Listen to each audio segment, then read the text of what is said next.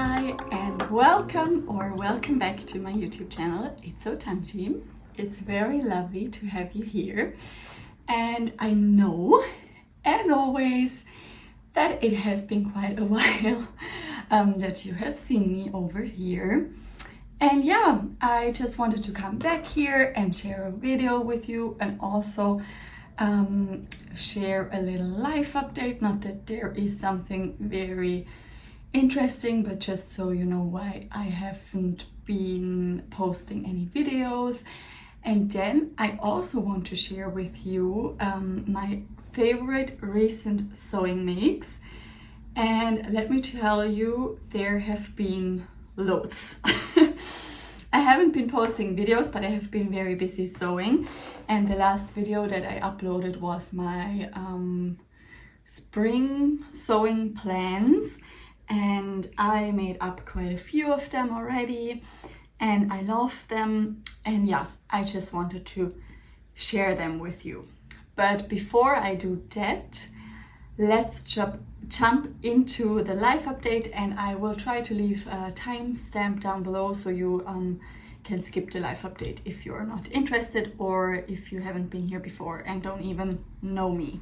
Okay, what has been going on in my life for the past 2 months, probably, or 3 even, that I shared a video with you. I think it was in March, and now we are in May. I have been busy working. There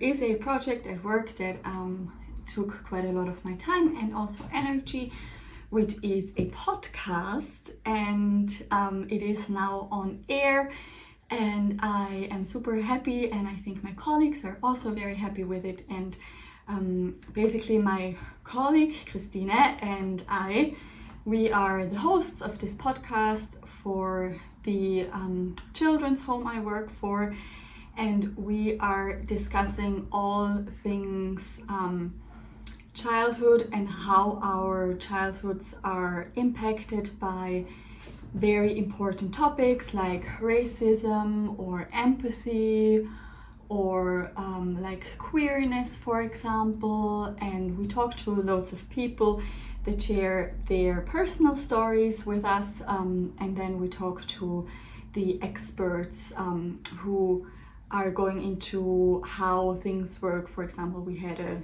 neurobiologist in one of our interviews, and she explained to us how children become empathetic. And is that the right word? No, empathic?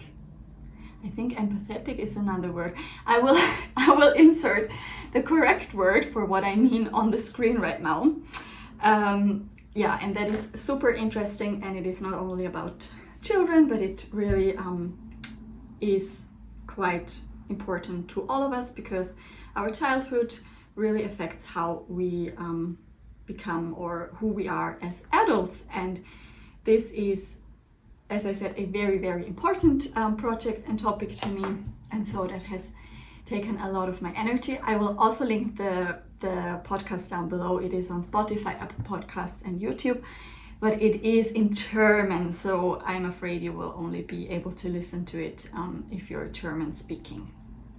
But yes, and then of course there have been other things going on at work, and then I also started teaching a teenager how to sew, because he is interested in that and he wanted to learn to sew. And so I did that, and we are having a great time together, and I'm really enjoying teaching someone my beloved hobby. So that has taken also a bit of my free time. And then basically I have been sewing. I have been sewing loads, and I was just in quite a creative mood, which was amazing. And I just didn't really feel like coming in or sitting in front of the camera and talking about it, just because I think it is a thing that I have been talking about on my channel before. I am very much into sustainability, and I think it is very important that we all try to live as sustainably as possible with climate crisis and everything that is going on in the world. And before I started sewing, I probably had a very unhealthy relationship to shopping, and especially shopping for clothes, because I am into fashion as long as I can think. And then I started sewing and it shifted a bit. I became aware of how bad fast fashion is for our environment and also for the people that work in the factories. And then I found this amazing hobby where I could produce the clothes myself. But I am a very fast sewist, as you probably have realized from my posts on Instagram and also my videos here. I produce quite a lot of garments in a short amount of time. I'm just a fast sewist. Don't ask me how I do it, but it is what it is.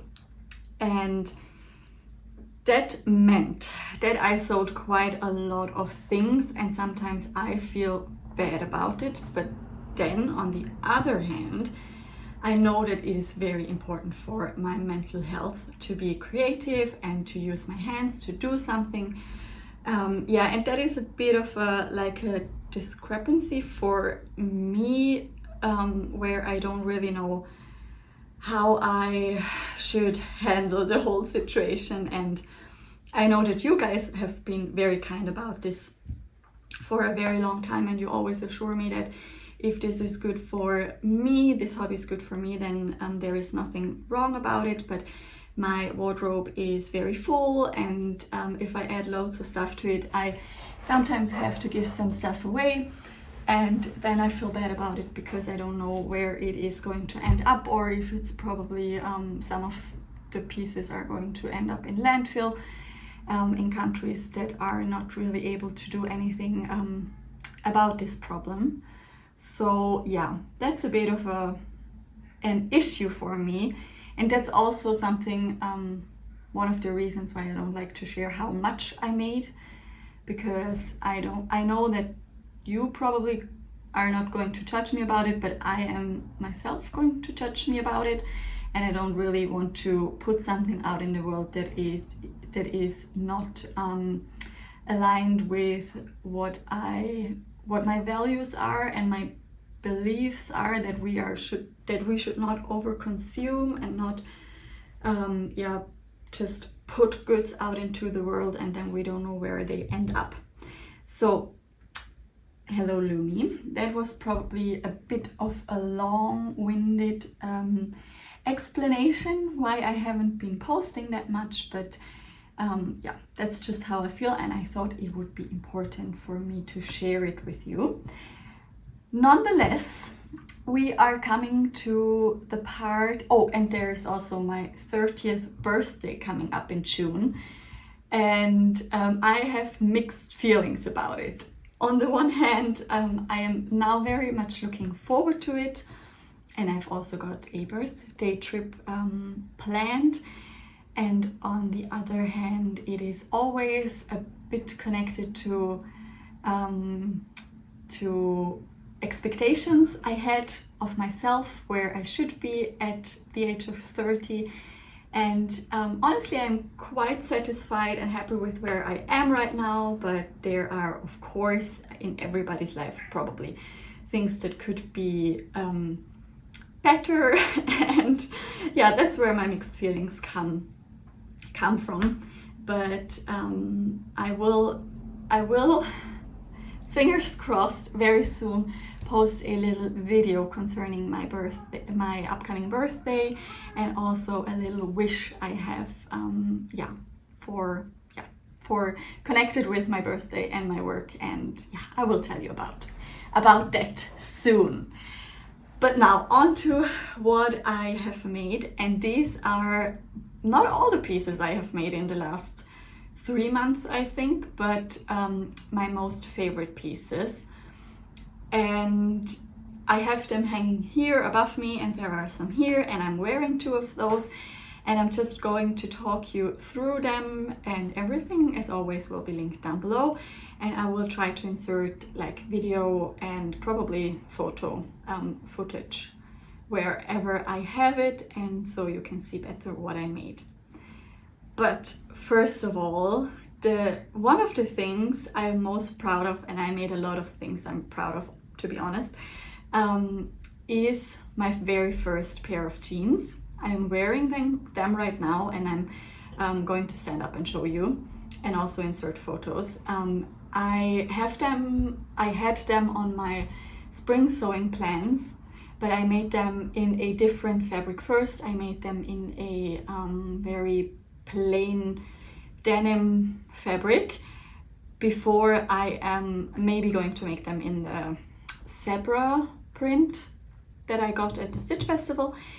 But let me tell you, this may sound a bit much, but making these jeans kind of changed my life, or changed my perspective on jeans at least.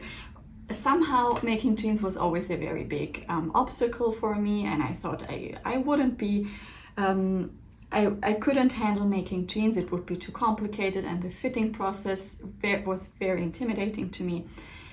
But I made the Ellie jeans by Fiber Mood, and I just did what I always did. I made a size, the smallest size for my waist, and then I graded out to the second smallest size for my hips, or I almost graded out, I think, for 2 sizes at the hips, and then just continued with that size for the rest of the jeans. And they fit me so well, and I feel so good in them, and I don't even think they're the most flattering pair of jeans on me I own. They don't have any stretch in them, and normally only the jeans that have stretch in them fit me very well because of the size difference from waist to hips. But these don't have any stretch in them, and they fit me for the whole day.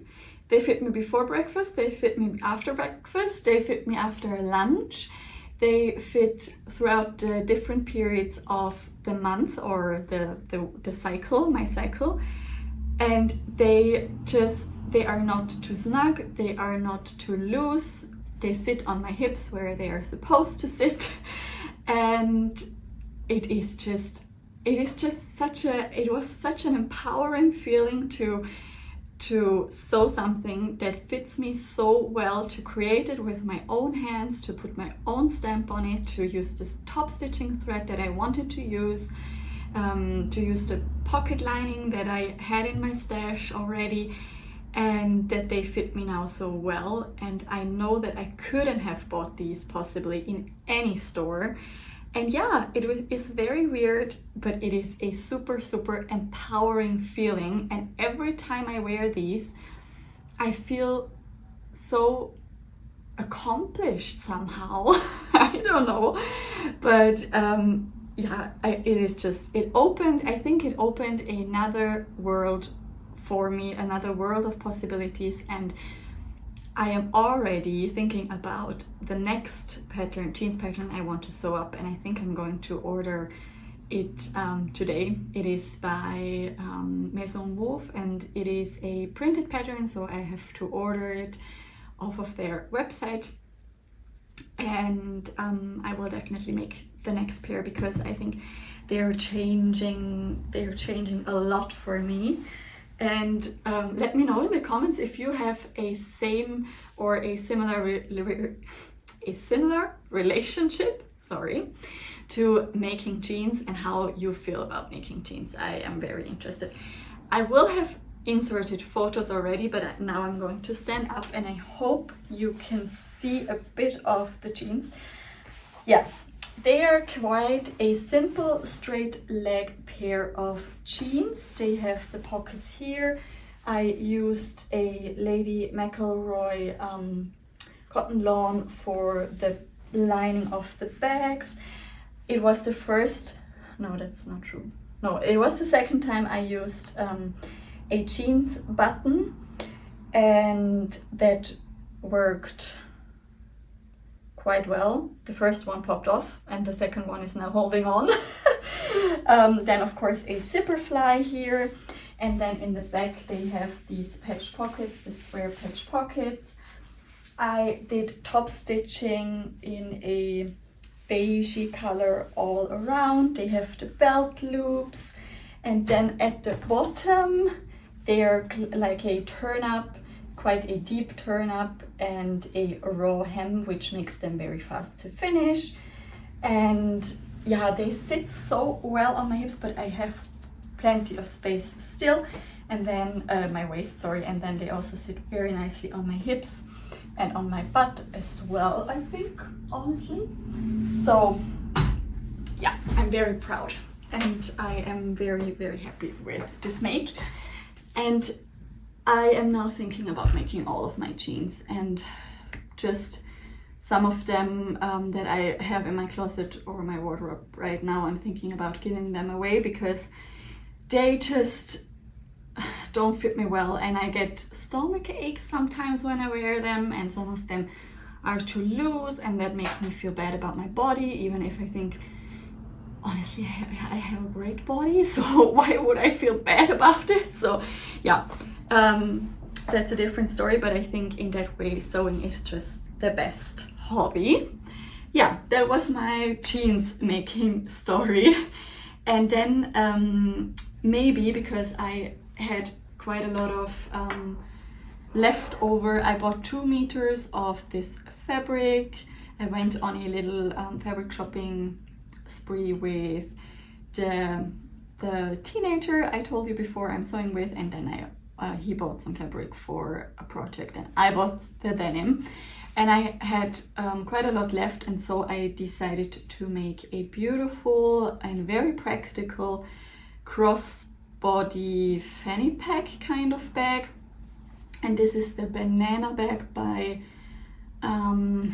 Tropical Research. I found a new sewing channel on YouTube, and I think the lady is called Rachel Stewart. She has the coolest style, I think a style that is quite close to what I like to wear, and I was so inspired by all of her makes. She's quite similar in age to me as well. I think she may be mid-30s and I am, yeah, as you know, almost 30. And she made this bag. She also made it in a denim, and that's how I found it. It is super easy to make. I made 3 of these now. This one is mine. I lined it with with 2 different Indian block prints. This one, and also there is a tissue inside, also this one. And then it is bias bound on the inside.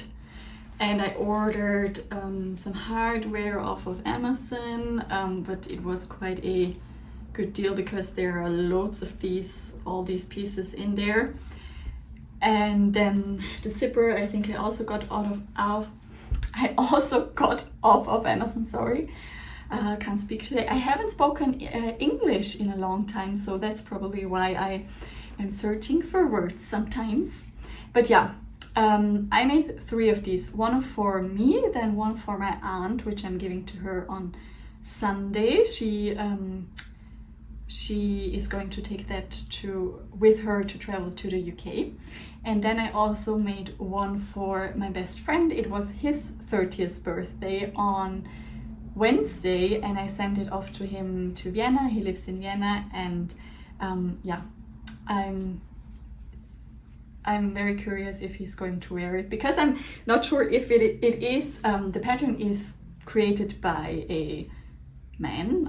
I mean, not that matters, but it is a unisex pattern, but I'm not sure if the gold hardware is a bit too feminine for my bestie. But yeah, I told him he doesn't have to wear it if he doesn't want to, but I thought it was quite nice to gift him something handmade. And we are going to celebrate with him probably this summer. But this was a little birthday present that I could send off to him. And yeah, this is what it looks like. I think it is quite cool, and it fits a decent amount of stuff, not the most, but it sits super nicely on me, and I just think it's very, very practical. And then onto this thing I'm wearing on top today. This is another make inspired by Rachel Stewart, and it is the, I hope I'm remembering correctly, it is the Lola Racer Tank by Stay Stitch pattern. Yes, Stay Stitch Pattern Co, I think. And I just like the high neck, and I like that it is super low cut on the sides here. It is very high cut in the back, as you can hopefully see. And then it is rounded at the bottom here. It has a slight round in the front and then also here in the back. And for this one, I used a deadstock Mark Kane ripped jersey, cotton jersey. It has written Mark Kane all over it, so you can probably see that, but it was quite see-through. So I decided to line it with a plain cotton jersey. And what I thought would be quite cool to make the layer underneath a bit longer, and then I didn't hem them, so it's quite of a rough edge look, which I think is quite cool, honestly. And then I top stitched with a zigzag stitch around the armholes and the neck hole, and yeah, I think it is just a very, very cool top. And this one was my second one. The first one I made is this one here, and this is also a Mark Kane deadstock, but I didn't line this one because it is not see-through at all. It is a super soft cotton rip jersey in this super cool camo print that is a bit unusual because it has these pops of colors going through it. And yeah, I also wore this quite a lot already. I top stitched these armholes and the neck hole with a Maraflex thread, which also worked.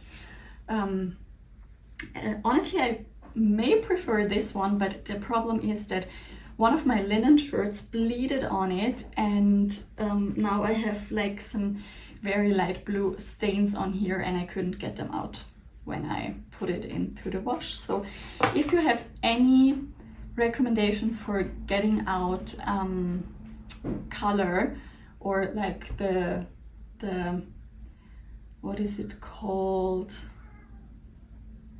dye the dye from, or a dark blue dye out of this like white material without also bleaching like the writing on it, because I thought about bleaching the whole thing, but then the writing would get bleached as well, and that's not what I want.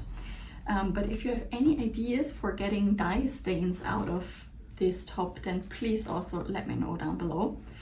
But yeah, these two are some very basic tank tops that I made over the past few months, and it is probably now my favorite tank top pattern, and I wear tank tops loads, so I think this pattern is really going to get a lot of views, and I will make many more. Honestly, I have around 2 piles like this high of tank tops already in my wardrobe, so I don't really need more, but I wear them loads. I wear them for work, I wear them at home, I wear them throughout the seasons, so maybe it's okay to have as many.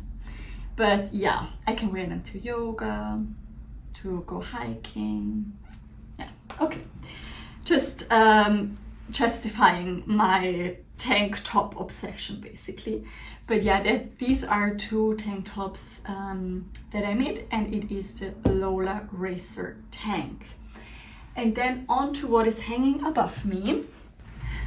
As I already said, I was very inspired by Rachel Stewart, and I recently realized that I wear my carry blouse by Fiber Mood very regularly and that I love the size and the fit of it. It is a very oversized classic shirt kind of. And I made it I think 3 years ago out of a almost like cotton poplin I got at a flea market, and I wear that quite a lot to the office. I haven't worn it before I returned into an office setting, but now that I work back at an office, I wear it quite a lot. And so I decided, when I saw Rachel Stewart making loads of these oversized shirts and wearing them open as like a layer on top and also wearing them closed, that I would like to have some in linen. And also being able to wear them on top of like a tank top open and with wide leg trousers on a weekend, or wearing them buttoned up to the office, which I did twice this week as well. And the first one that I made is the one that bleeded onto this tank top, because I wore it for like a day of work, quite a long day of work, because I was also teaching. That's also something I forgot in my life update.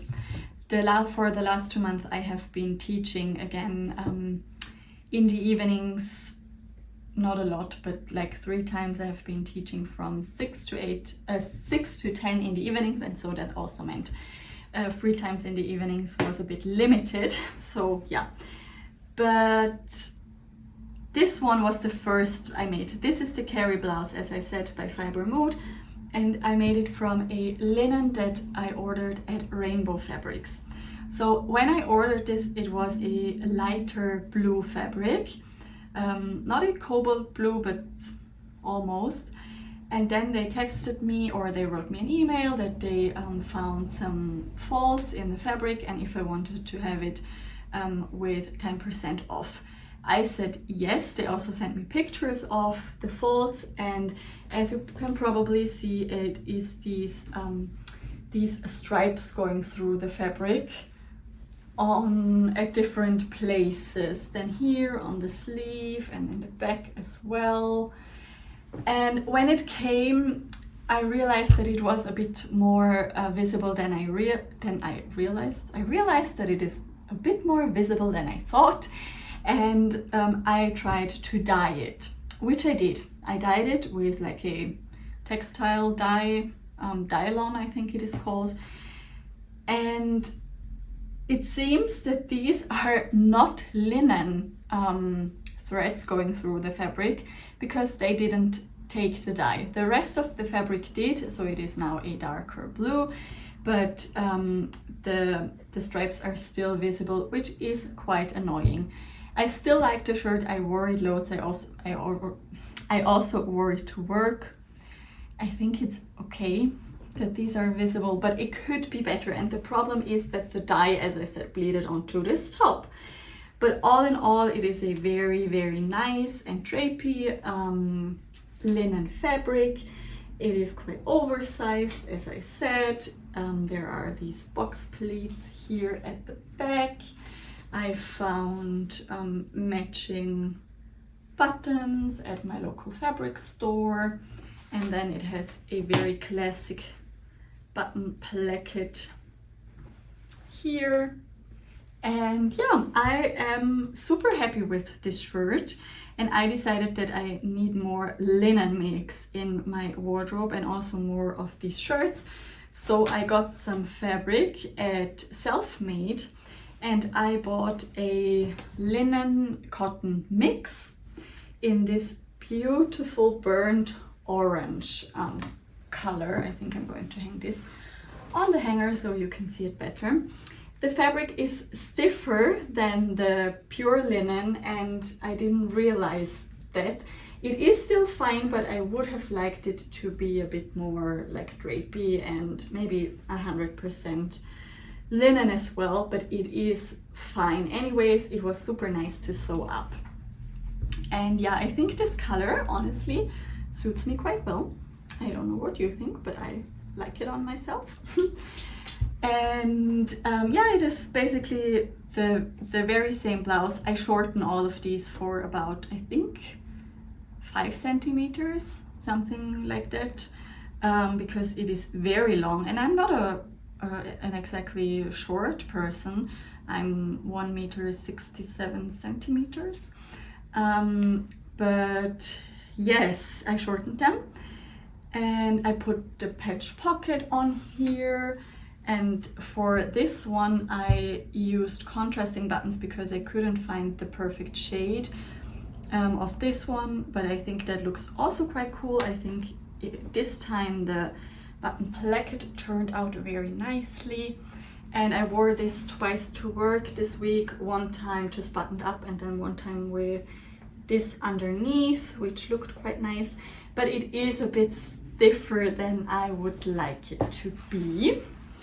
But yeah, it's okay. I have fabric left over of this one, and I want to make a matching pair of saguaro pants to go with it. Big surprise, I have like, I think the most saguaro pants every girl or woman or man could have in their closet, but I love them. Then I made 2 jackets by both patterns by Maison Wolf, which I'm obsessed with. And this is, and also both made with a Maison Wolf fabric as well. And this is the Calypso jacket by Maison Wolf, as I said. It is a super cool kind of bomber style jacket with very, very nice details. I made the patch pockets that are like a slide in here on the side. I also am joined by 2 cats now. I also got the matching buttons of Maison Wolf. I hope you can see them here. Oh no, there is something black on here. Shit. Okay, probably I have to put this into the washing machine. Then it has the pleats here in the back. And for the lining, I used a polyester fabric that was sold to me as a viscose fabric at last year's Stitch Festival. And I think it is perfect as a lining for this jacket. The main fabric is a super nice jacquard mid-weight fabric, I would say. And I used the left side of it because, what are you doing? Because the right side was a bit more shiny, and it is very pretty, but I think it was a bit too bridal looking for me and not as daily wear as this one is now. And I have worn this one loads to the office. I got compliments for it. One of my colleagues said that she thinks the color suits me very well. And yeah, I just think like wearing your me-made jackets and jeans, it does such a lot for my self-confidence. And yeah, I love it. I really do love it. But the fabric, or the color of the fabric, is very, how do you say, it gets stained. It gets stained very, very easily, and there is something on it that looks like mascara or something like that. So I will try to have to spot clean it, or then maybe be courageous enough to put it into the washing machine. But yeah, that is jacket number 1, made by me, but made from a Maison Wolf pattern and fabric. I also feel like this is going to be the longest video ever, but I really feel like talking at the moment, and you can probably stop it and then go on watching it when you feel like it. But yeah, that's the second jacket, and this is the, no, was that other, the Calypso jacket? Let me check quickly. Okay, sorry. That one before was the Dandelion jacket, and this one is the Calypso jacket by Maison Wolf. And this is also their wool houndstooth fabric that I got at the Stitch Festival. And it came together, this jacket as well as the other one, but this one more so, came together so well. It was so easy to make, even though it looks very accomplished and very high quality, which it is honestly, but it was much easier to make. It has this fake button placket here, which looks so high class, and then also this little flap detail here, and then it has the pockets here in the front, which are accessible from top. And then I lined it with a silk fabric that I got from a flea market for €3 a meter. And it is just the nicest jacket. The wool with the silk, it is super warm. It feels so luxurious on my skin, and I just feel so good when wearing it. I have worn it quite a lot to the office. It goes with many different outfits. I wore it for my partners and I, well, my partners and mine, I don't know. We went on a wellness weekend basically to Italy, or the north of Italy, and I wore it there quite a lot, and it is just, yeah. I also got compliments for this one. I just love it. It is the perfect jacket if you ask me, and I am planning on making one for my mom for her birthday this summer. The fabric should arrive soon, but the Calypso is a very, very nice cut as well. Very classic piece. For this one, I think I don't have any photos yet. I will try to make some, but if you can't see any photos, then I will put in a stock picture. This is the, what is it called? I have it hanging here. The Helen dress by Paradise Patterns. And it is a very simple shift dress. But what is interesting about it is that it is very high at the front, and then it is quite low cut at the back. I made the version where there are no gathers here, but you can also do gathers here in the back, and then it goes down to almost ankle length on me, and it has these slits on both sides. It also has like small darts here, so it fits my bust perfectly. It really fits perfectly. I didn't have to do any alterations, but it fit me very well. And this is a super lightweight modal fabric. I got at Rainbow Fabrics almost like half a year ago, or even more, I don't know. I saw it and it was quite inexpensive. And I like the color for one, and then I also like the very subtle faces print on it. I think Lumi likes that as well. Do you, Lumi?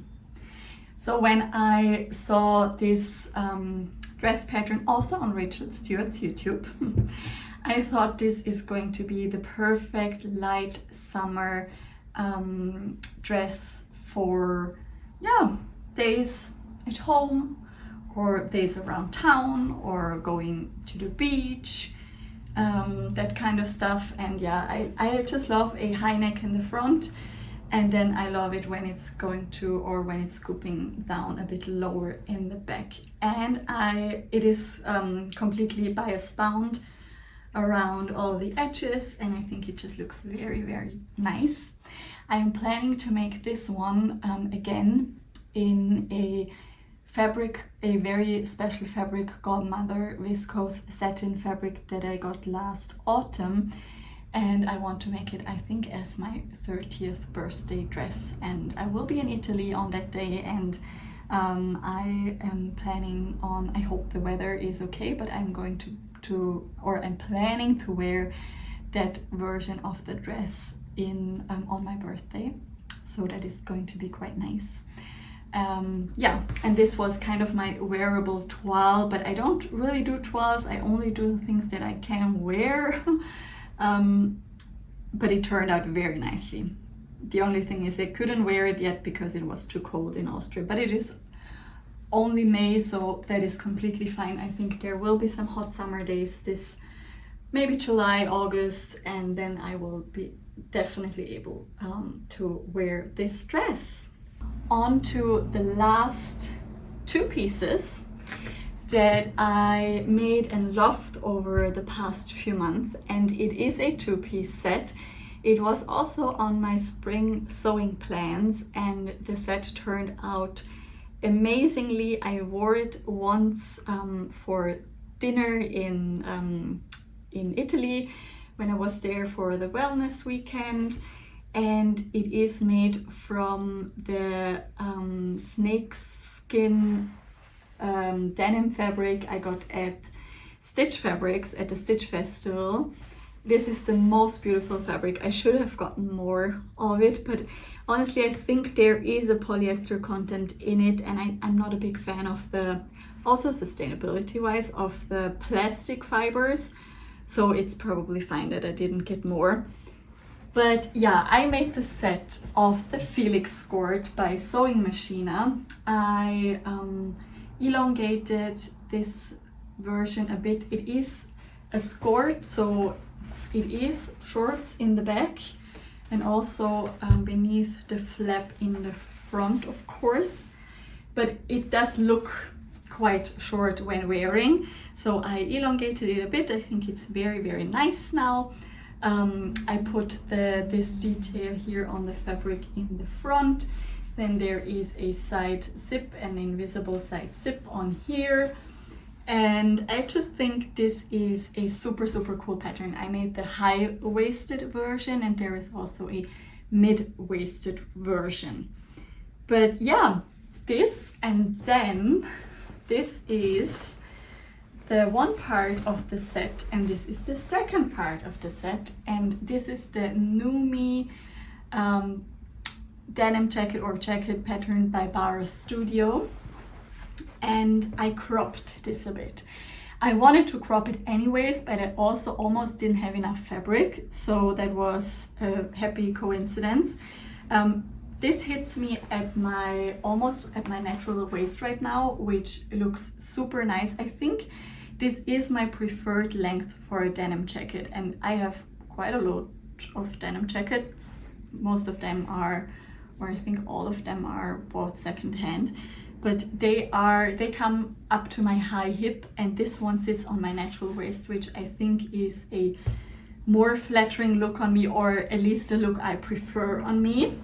It looks quite short, but as I said, I like it that way. It is very boxy and oversized. And I think there would have been a flap to these pockets here on the front, but I didn't have enough fabric, so there is no flap, which I think is completely fine. And this jacket was the first time I did use denim, or not denim, jeans buttons. So I ordered these off of Amazon again, and they are quite a big jeans button, but I think they look very, very cool with this jacket. And I also put them here on the cuffs as well, and then the jacket has a yoke in the back and like a loop here, and also a loop here, and I put a little Rosy Cheeks original label inside. Yeah, I will just quickly put it on. It fits my outfit quite nicely I'm wearing right now, honestly, so that's good. Yeah, I love this set. I wasn't able to wear the skirts again after the trip to Italy because it was too cold, and I'm not sure, I think they were a bit too short for wearing to work without tights underneath. But yeah, the jacket I have worn loads to work with, all different kinds of things underneath. This is the jacket. I think it looks very, very nice and professional. It is so cool, I think. Yeah. So these are my favorite makes of the past few months. I have made more things, yes, as I said. And not that I don't like them. I think there was not a single piece that I didn't like, except for one where I made a mistake and didn't add seam allowance, and it was for my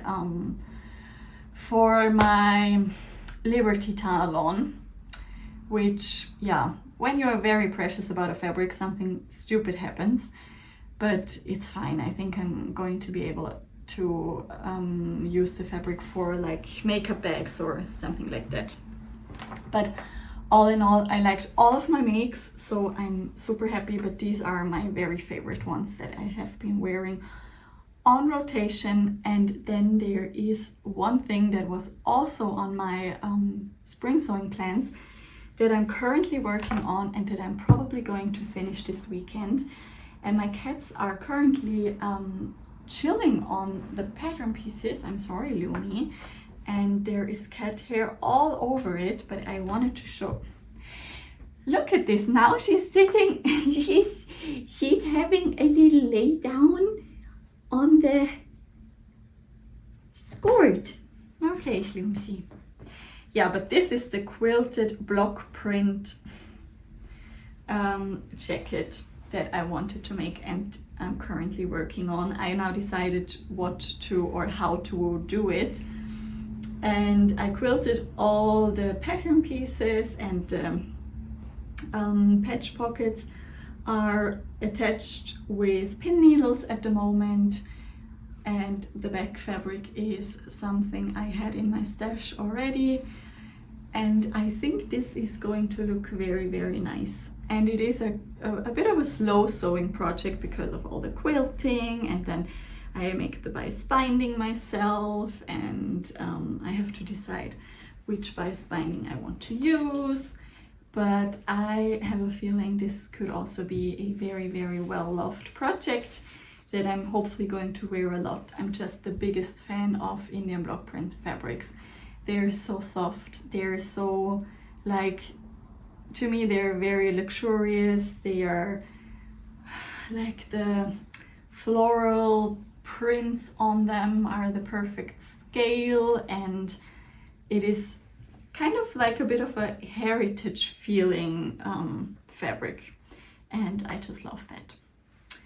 So that was everything from me. I think this was a very, very long video.